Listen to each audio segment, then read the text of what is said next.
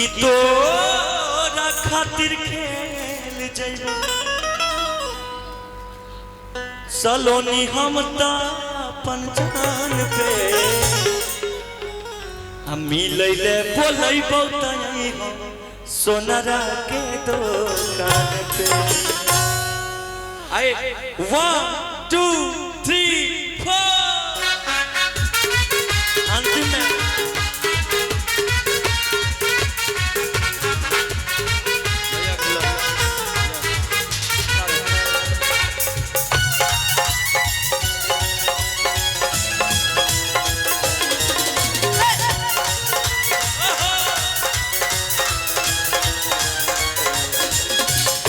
लागे न मनवा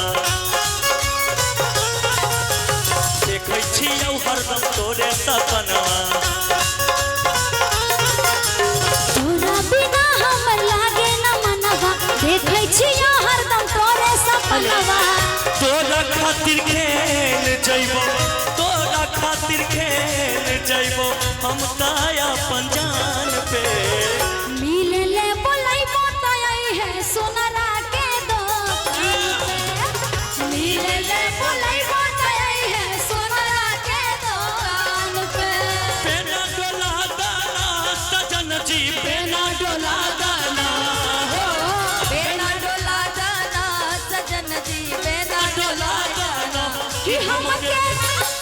कि हमके करमी बहुत लागे सजन जी बेना डोला दाना कि हमके करमी बहुत लागे सजन जी बेना डोला दाना।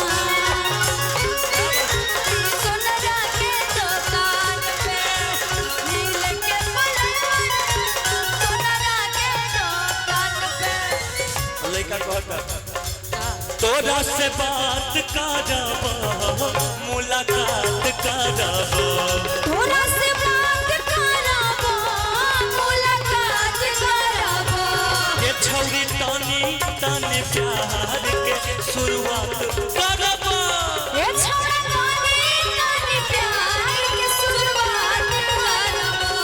ज्योति जी पहली बार गाना आप मेरे साथ और हम आपके साथ गाए। बिल्कुल बिल्कुल तो इसलिए कहेंगे आपसे सलोनी जी के साथ तो बहुत दिन को यादें हो गया पूरा गाना। अच्छा अच्छा आपसे कहेंगे फेर मत दी है पानी फेर मत दी है पानी हमारा अरमान मिलले बोलैबो तई है सोनारा के दुकान पे मिलले बोलैबो तई है सोनारा के दुकान पे। सारे बारात लाया सारे भी साथ लाया सारे भी साथ लाया हो सारे बारात लाया सारे भी साथ लाया सारे भी साथ लाया हो मेरा पिया घर आया हो राम जी मेरा पिया घर आया हो राम जी मेरा पिया घर आया हो राम जी मेरा पिया घर आया हो राम जी। मिलले बोलैबो तई है सोनारा के दुकान पे मिलले बोलैबो तई है सोनारा के दुकान पे।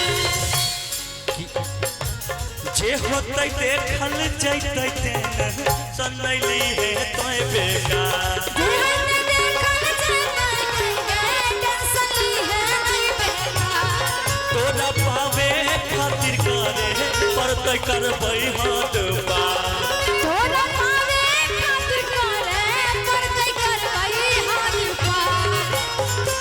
अमनल बेला शिवेशवा अमनल बेला रजीव सरवनवा झुकवान पे मिलले बोलैबो तई है सोनारा के दुकान पे मिलले बोलैबो तई है सोनारा के दुकान पे मिलले बोलैबो तई है सोनारा के दुकान पे मिलले बोलैबो तई है सोनारा के दुकान पे मिलले बोलैबो तई है सोनारा के दुकान पे मिलले बोलैबो तई है सोनारा के दुकान पे मिलले बोलैबो तई है सोनारा के दुकान पे। एगो गीत और फरमाइश है हाँ किसी